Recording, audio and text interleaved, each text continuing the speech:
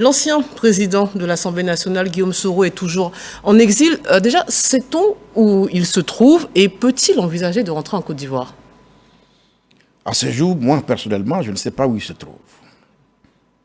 Ce que j'ai toujours dit et répété, c'est que le chef de l'État, garant de l'unité nationale, de la paix sociale, décidé à conduire son pays dans la nouvelle phase de paix, a tendu la main à tous ses frères et à toutes ses sœurs. Tout le monde le voit. Tous ceux qui ont saisi la main tendue du président font avancer le processus. Et nous voulons un processus inclusif. Ça veut dire que nous n'avons rien de particulier contre X ou Y. Il appartient à chacun de comprendre que c'est à deux qu'on va à la paix. Malheureusement, le président Ouattara, malgré sa bonne volonté, ne peut pas obliger quelqu'un à aller à la paix. Ne peut pas forcer quelqu'un à accepter sa main tendue. Mais il faut que l'on comprenne très bien que le temps de la belligérance est derrière nous, que la Côte d'Ivoire avance. La Côte d'Ivoire veut redevenir la Côte d'Ivoire de paix. Et donc, moi, j'invite tous les Ivoiriens à emboîter le pas au chef de l'État et à saisir sa main tendue afin de s'inscrire dans ce processus qui est en cours. Qu'est-ce que l'État de Côte d'Ivoire reproche très clairement à Guillaume Soro? Nous sommes tous dans ce pays. Oui. Je ne suis pas de ceux qui remuent le couteau dans la plaie. Le passé est le passé. Chacun connaît les délits. Donc ces choses-là sont derrière nous maintenant. Mais vous dites derrière nous, est-ce que si d'aventure Guillaume Soro rentrait, il serait poursuivi?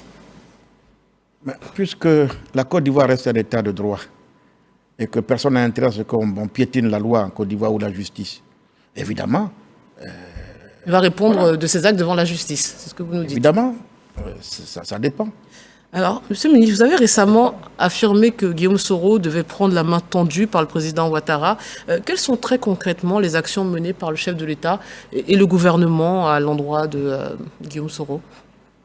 J'ai inscrit, quand j'ai fait cette déclaration, j'ai inscrit ma déclaration ou ma démarche dans notre tradition africaine. Franchement, je le dis la main sur le cœur.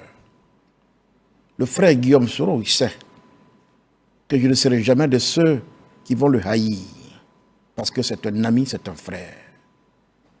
Le hasard de la vie nous a amenés tous à fréquenter l'université de Cocody. Je ne peux pas nier que nous nous connaissons, que ce soit lui ou Blé Goudé. Je dis, nous sommes en Afrique. En Afrique, il y a ce qu'on appelle le droit de naissance. Moi, je vais vous dire, pendant longtemps et depuis toujours, tout le monde considère en Côte d'Ivoire que je suis le fils d'Henri Konan Bédié. Pas parce qu'il m'a mis au monde. Vous me laissez terminer mon raison. Oui, bien sûr.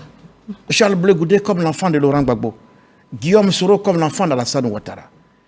Dites-moi dans quelle localité de la Côte d'Ivoire vous trouverez un village où un père et un fils sont en conflit et les villageois se réunissent dans un élan de sagesse et donnent raison au fils. J'ai dit non.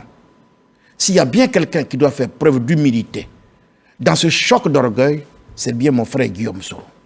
Et je dis, il faut qu'il saisisse la main tendue de son père, le président Alassane Ouattara, puisque oui, je suis témoin, qu'au moins une fois, à moi, il a dit qu'Alassane est son père. Dans ces conditions, il faut qu'il fasse profil bas, qu'il saisisse la main tendue de son père, de son papa, et qu'il facilite la tâche à l'ensemble de la Côte d'Ivoire. Est-ce que donner un tel conseil à un frère, c'est mal agir? Non, ce n'était pas la question, mais vous me permettez d'aller sur la prochaine question, puisque dans la même intervention, effectivement, vous avez dit, j'invite Guillaume Soro à faire profil face à Alassane Ouattara, qui est son père. Même si c'est symbolique, pourquoi ce paternalisme?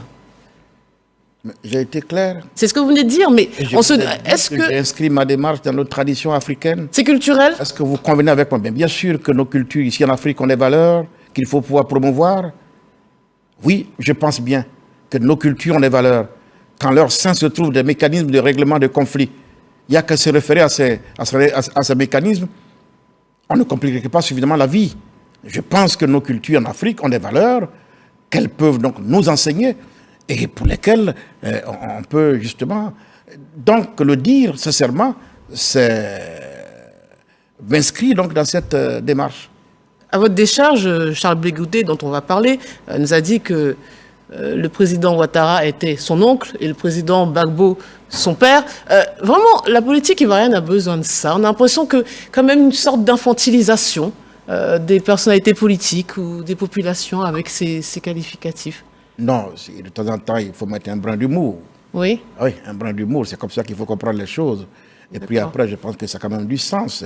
C'est pas moi. C'est affectif, mais... Tout à l'heure, je vous l'ai dit, que pendant longtemps, les Ivoiriens nous ont pris, moi, pour fils d'Henri Konan Bédié, et nous continuons de nous prendre comme tels, Blé Goudé, le fils de Laurent Gbagbo, Soro Guillaume, le fils de Alassane Ouattara, et ce n'est pas si mauvais que ça, et personne ne s'en plaint. Personne ne s'en plaint. Si vous le dites. L'ancien ministre Charles Blé Goudé